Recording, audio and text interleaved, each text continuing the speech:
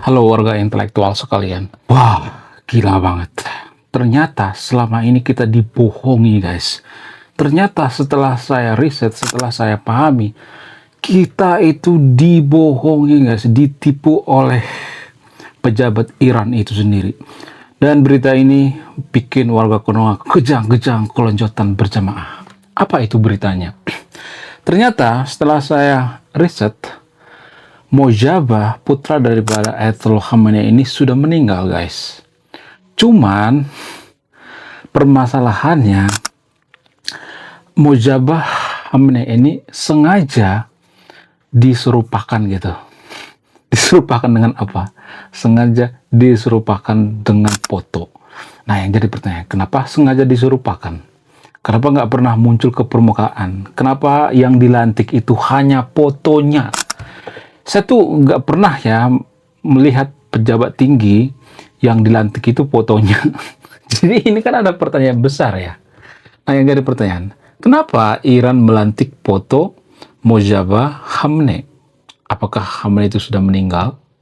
Menurut keyakinan saya, Khamenei sudah meninggal. Putra daripada Ayatollah Khamenei ini sudah meninggal. Mojaba Khamenei sudah modiar, guys. Kenapa? Apa alasannya? Buktinya dia nggak pernah muncul ke permukaan, dan pada saat Amerika dan Israel melakukan penyerangan terhadap Iran, pertama kali diserang ya tanggal 28 Februari, ternyata Mojaba ini juga satu lokasi dengan Ayatollah Khamenei.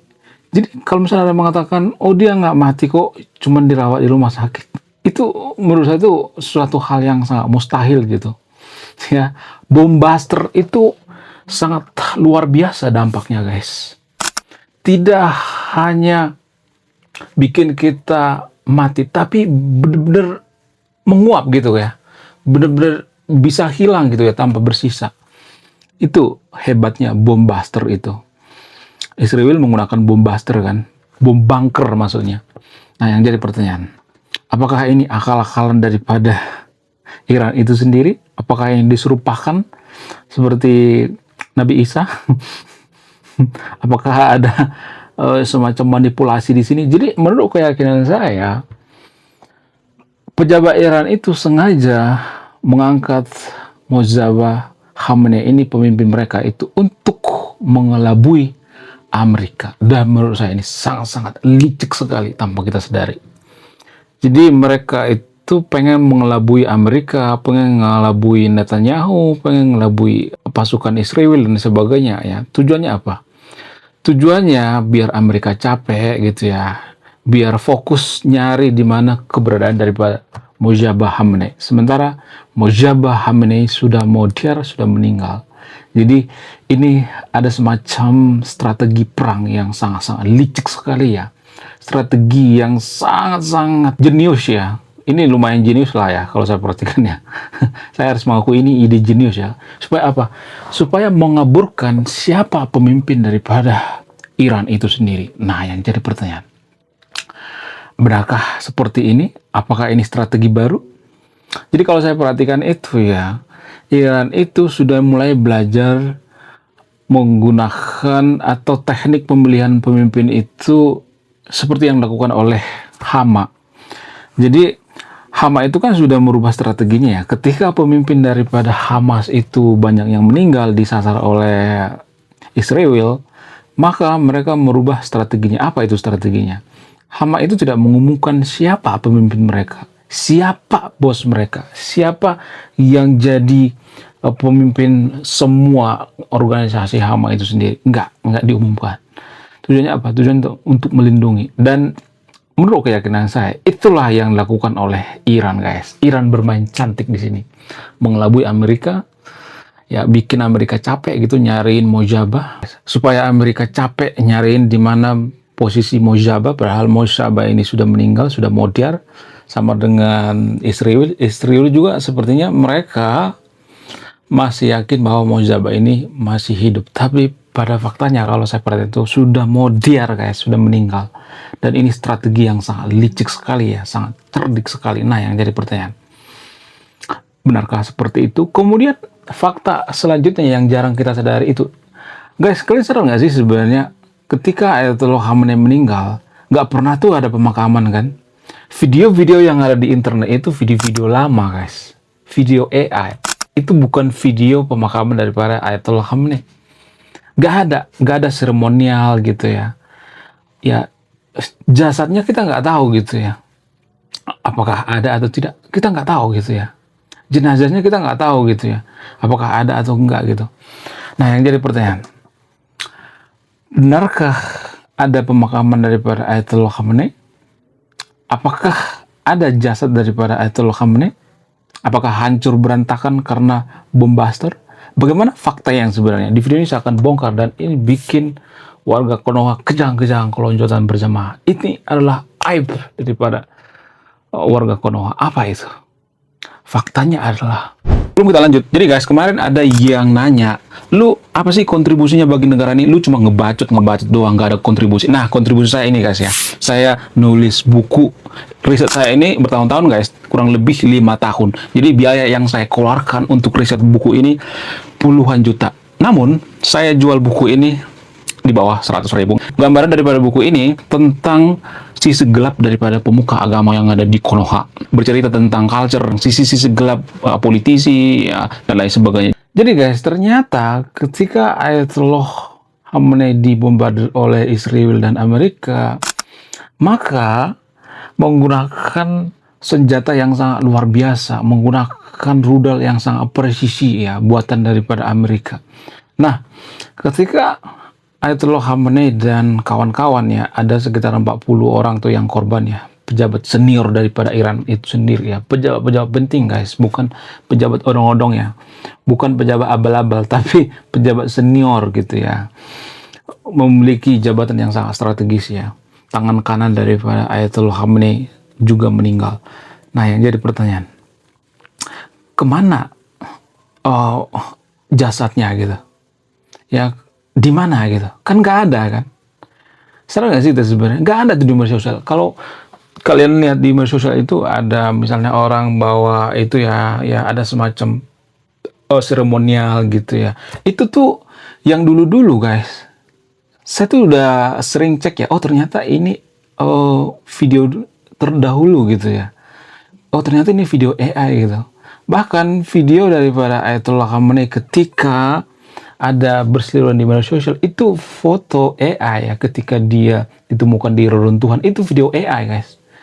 Ternyata Ayatollah Khamenei itu ketika dibombardir oleh Amerika dan Israel itu ternyata tidak utuh ternyata guys. Wow, luar biasa, berita ini bikin warga Konoha kejang-kejang kelonjotan berjamaah.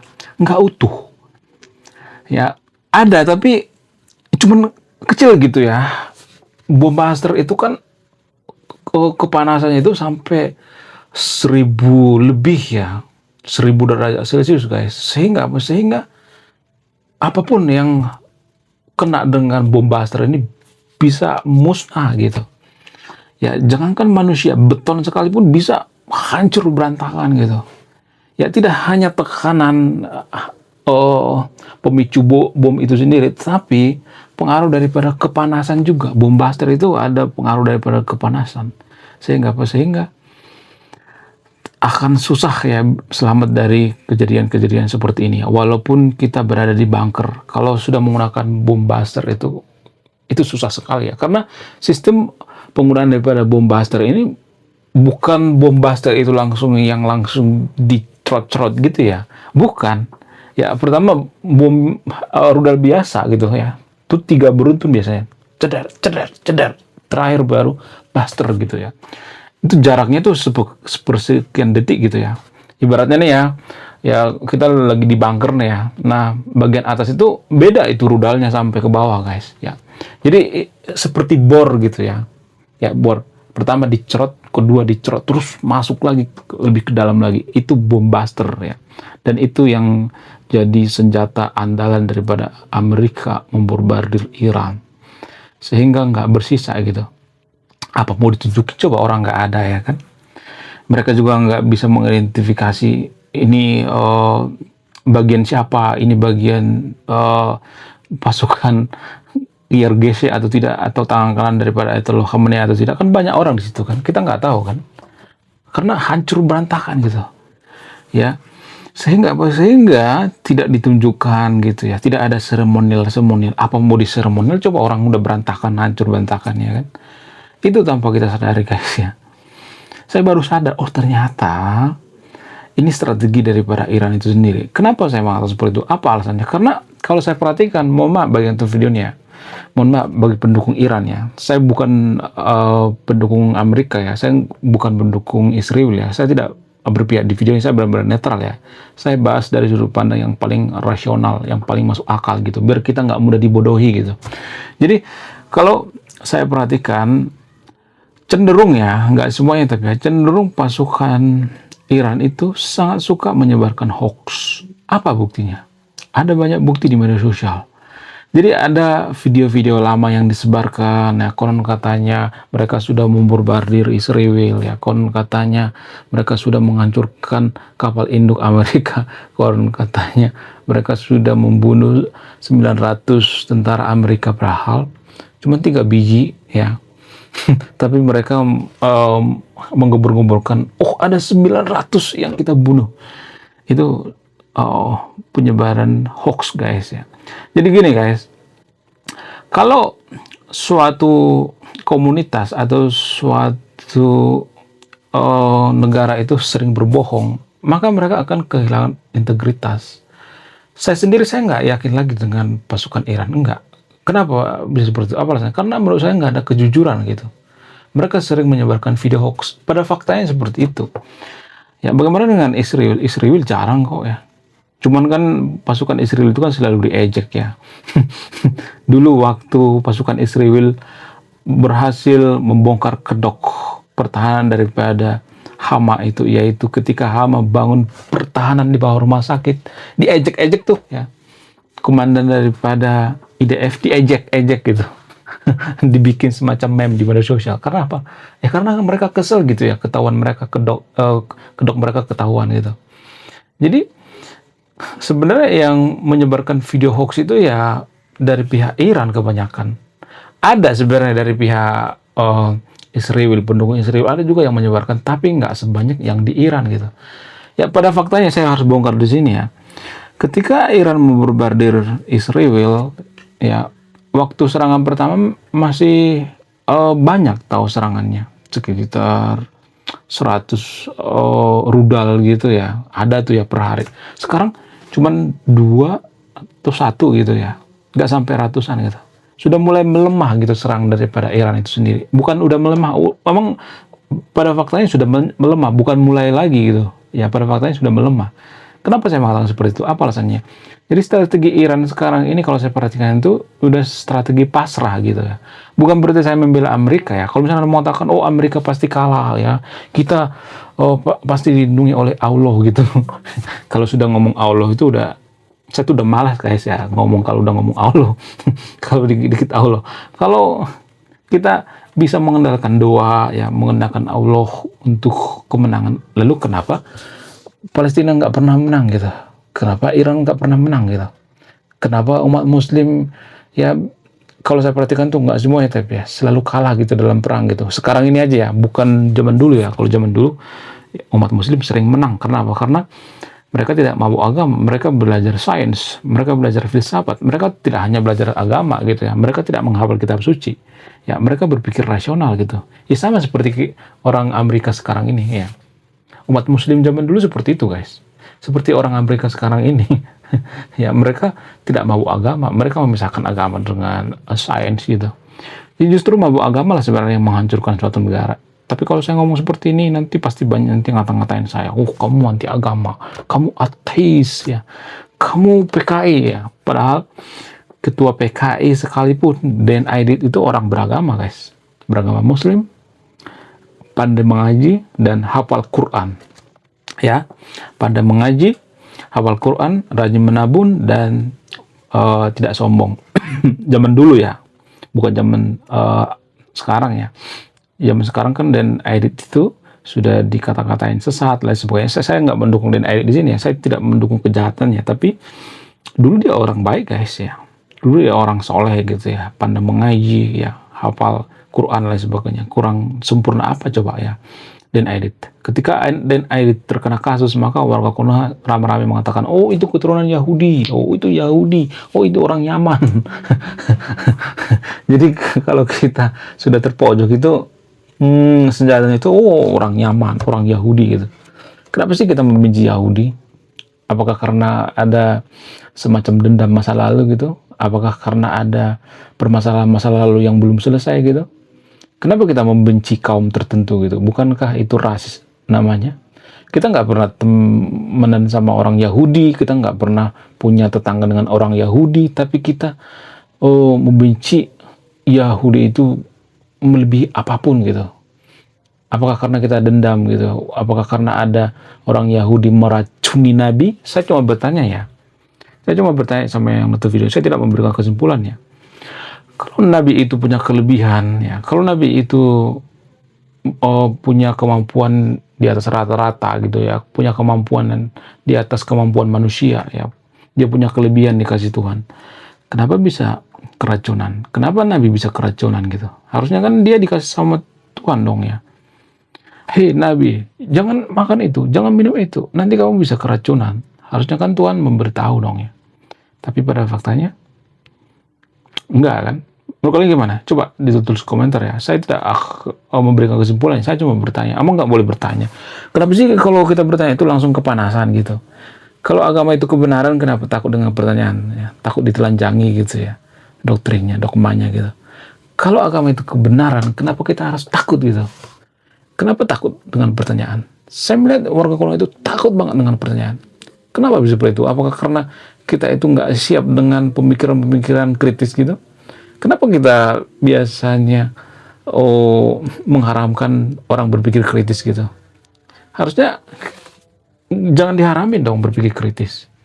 Ya, supaya apa? Supaya kita jadi negara maju. Nggak ada satupun negara maju di dunia ini yang bisa jadi negara maju kalau mereka itu tidak berpikir kritis. Rata-rata negara maju itu berpikir kritis, guys. Seperti Australia misalnya, Jepang, Singapura, mereka rata-rata pemikir, guys. Bagaimana dengan Konoha?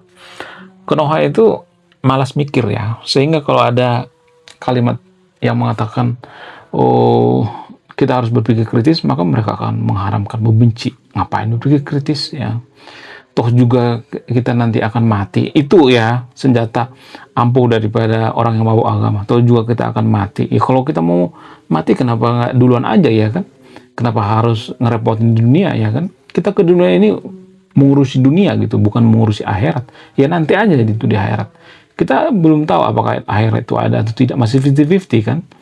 Ya masih gambling gitu ya. Belum ada kepastian gitu ya. Menurut kalian gimana? Coba tulis di komentar ya. Saya tidak berpihak di video ini ya. Tolong tulis di komentar Anda. Saya tidak mendoktrin yang nonton video ini. Saya tidak mendogma Anda. Jadi menurut keyakinan saya, Mojtaba Khamenei itu sudah meninggal. Itu akal-akalan daripada pasukan Iran itu sendiri. Supaya Amerika capek dan Israel capek. Mencari persembunyian daripada Mojtaba Khamenei. Dan pemimpin mereka itu bukan Mojtaba Khamenei, ada pemimpin mereka tapi nggak dibocorkan ke umum. Tujuannya apa? Tujuannya untuk melindungi, karena Amerika itu menggunakan strategi potong kepala. Ya, oke, sekian video ini. Terima kasih sudah memahami. Saya kaum intelektual, salam rasional.